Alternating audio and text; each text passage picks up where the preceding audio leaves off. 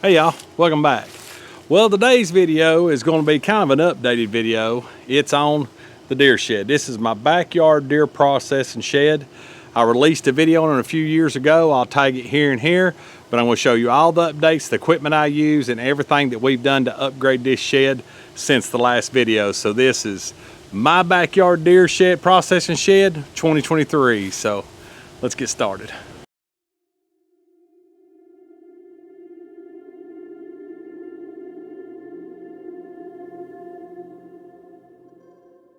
This is a 10 foot deep by 20 foot pad that the original building's on that I built, and then I've extended this out.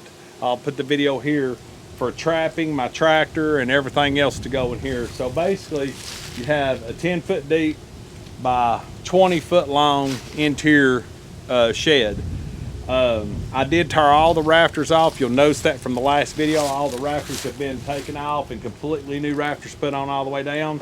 Basically did all this work myself with some family members and my wife and kids and stuff and friends. So we're going to step in here and I'll show you what it looks like.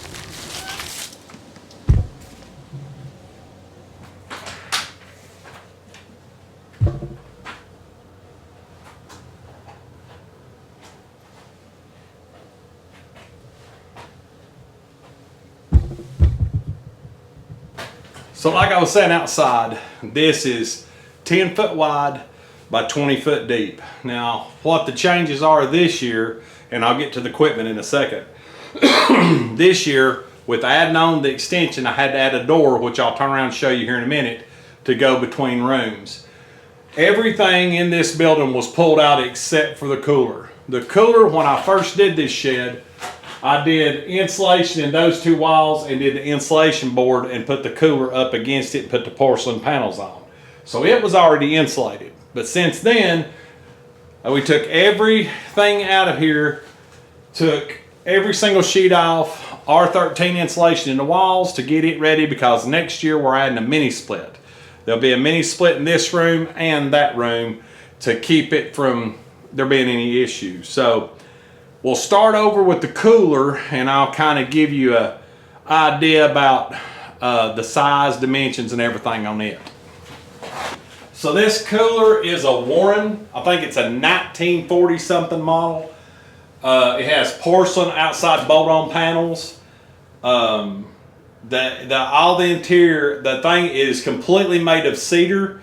I had to add an air conditioner in the back for the cool box system, which I'll show you in a second. And there's like sheep's wool and stuff in the walls. This thing insulated really good. It also does have a floor in it. That's a question a lot of people ask me. But basically I've got a light switch on it. Open it up, which there's a bunch of deer in there. Kim's big bucks in there. I'll show you here in a minute.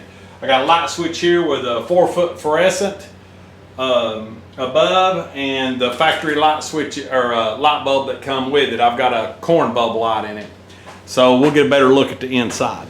So that's Kim's 8-pointer she got the other night. Video's coming soon on it, if not already out. So as you can see, it's got the side entry windows that you can get stuff out. This was actually an old store called Virgil Simpson store that I actually was a bag boy in when I was a kid. So I got this off the store when it closed. But as you can see, I've got the 12,000 BTU LG unit that they recommend, cool box on the wall. It was 39 degrees till we opened this up, so it'll go up a little bit. This keeps deer really cool. I've had that same cool box unit for 4 years now, and that's my second AC unit. I had one go out last year and I upped it to the biggest size I could get in 110 volt. Since the last video, I have added a winch. That is a Harbor Freight winch. And I added a steel beam with a trolley so I can go back and forth.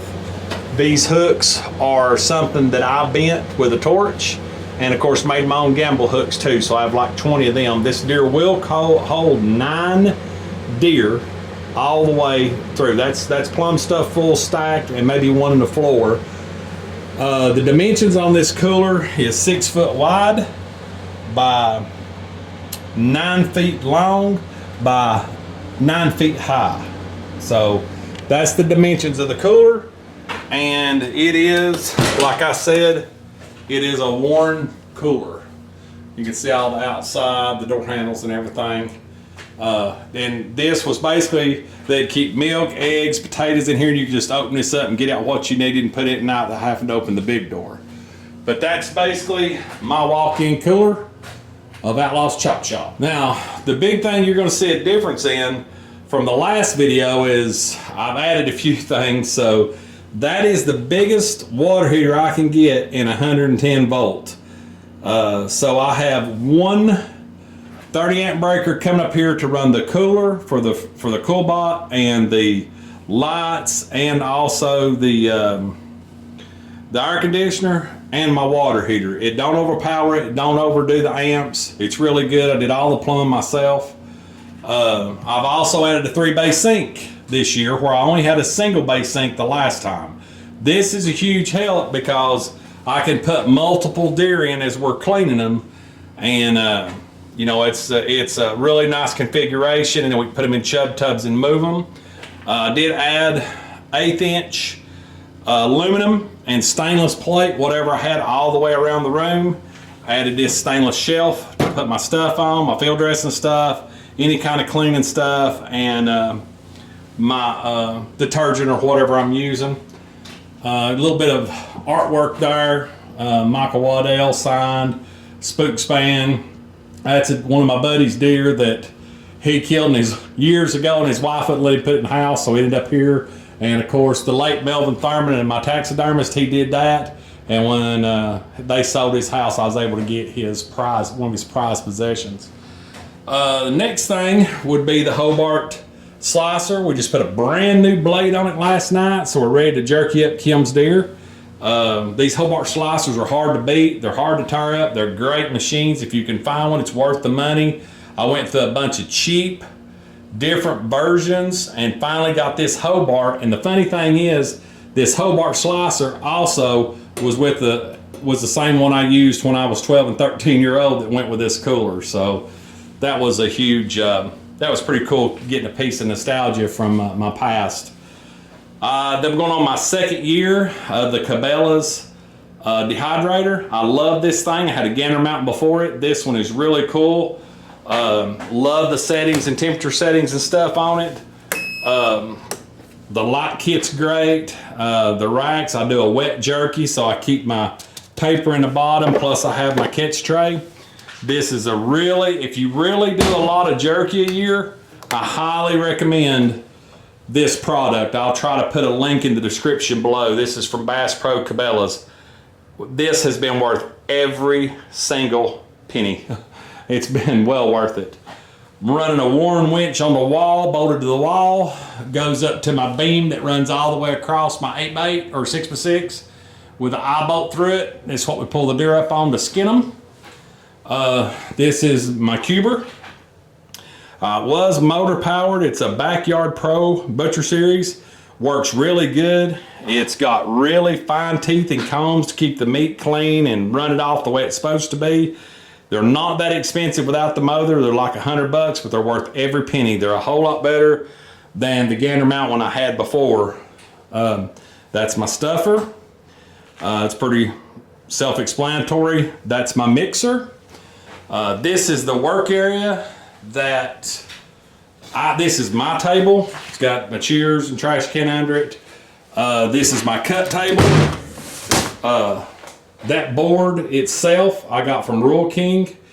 It's like a 4-foot board by I think 28 inches wide. I can lay all my cuts out on it, do whatever I need. I have everything in here, like I said, stainless backings.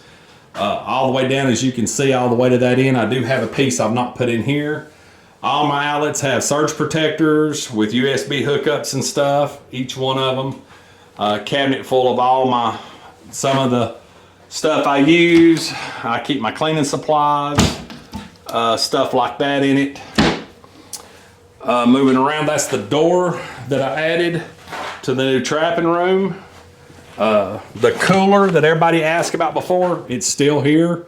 That's my drink cooler that will be going in this room to put my jerky supplies, our drinks, or whatever the kids might need when they're in here. This will be over against the wall when I finish. I've got most of this done other than my Eve. Really coming along with this trapping shed. So this is a Northern grinder. I think it's a 3/4 horsepower. We cleaned deer last night, so the rest of it's soaking in the sink to get the fat off of it. That I would recommend that to anybody. If you're going to start out, you can get a cheap grinder, but if you're going to do as many deer as we do, I would invest in a good grinder.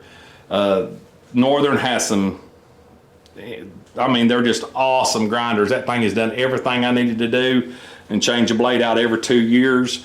It's got different size plates. I use a number 2. Everybody seems to be real happy with it that I do deer for, but this is a must.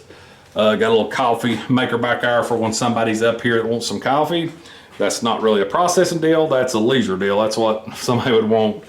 My scales, got these scales, they come with the slicer. Those scales are really neat for measuring out my bags. I can do tire weight and everything else. I use WeVac bags. I actually have some rolls, different things in here, but we use 3 mil bags, 4 mil bags. I can put some links below if y'all are looking for bag types that work really good with these commercial grade dehydrator or vacuum sealers. That's my blender. That blender is for making my jerky mix. Most of my mix is up here. I have a video on my jerky, my Outlaw Jerky. It's been a really big hit. That video's done real good. These are my vacuum sealers. These are Cabela's CG15s. These are the older models. Westinghouse made them but put a Cabela's label on them. These are very dependable vacuum sealers year after year. It's crazy. All I do every year is get the kit. It's $38. It comes with a new heat band, 2 layers of Teflon, and 2 seals, and you're fired up and ready to go. Extremely user-friendly, and everybody uses them. So that's pretty much the layout of the final packaging. So the way this flows is deer gets worked up here, meat gets deboned on the carcass, put into which in particular sink, goes into my chub tubs that I have here. Then it is brought to this table to be processed and cut up the way it needs to be. Whether if it's going to the slicer, then the silver skin will be pulled off. It'll move to the slicer and be sliced to have jerky made and go in the hydrator. Here it's broke into what it's going to be processed, whether it's grind or whether it's steak. It's called out to the person over here. If it's grind, they'll swap out a tub with me and they will grind, measure it out, and vacuum seal it. That's basically the layout. As far as, told you a little bit about the memorabilia that's up here. A couple banners I had.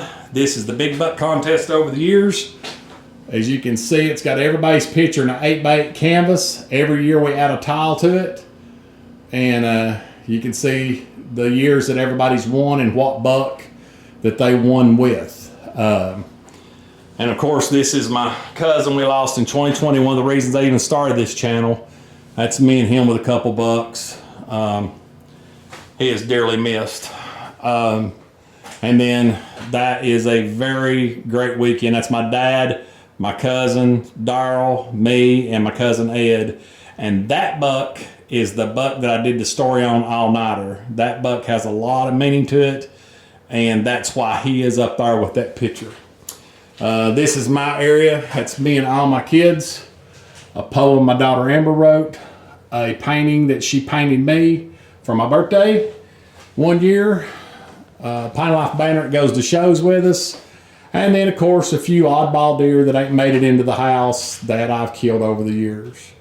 And then, of course, my what banner and a couple little signs, 10 signs here and there that Kim helped me place. All my books are here. My record books for TWA if they stop by. And then I've got a process book that people tell me how they want it processed. Multiple Sharpies, tags. So, and then, of course, the pay box. is there. People put their payment in here or whatnot. Well, that's a quick run through of the deer shed. There's been some major upgrades. No, it's not finished outside. That'll be coming this spring, but we've done process for deer this hunting season alone, deer season 2023. And so far we're really loving this. We're able to keep it a lot cleaner by using tubs. Before, we just pulled the meat out and put it on the cupboard and water went everywhere. We didn't have no good backing on the tables like I do now.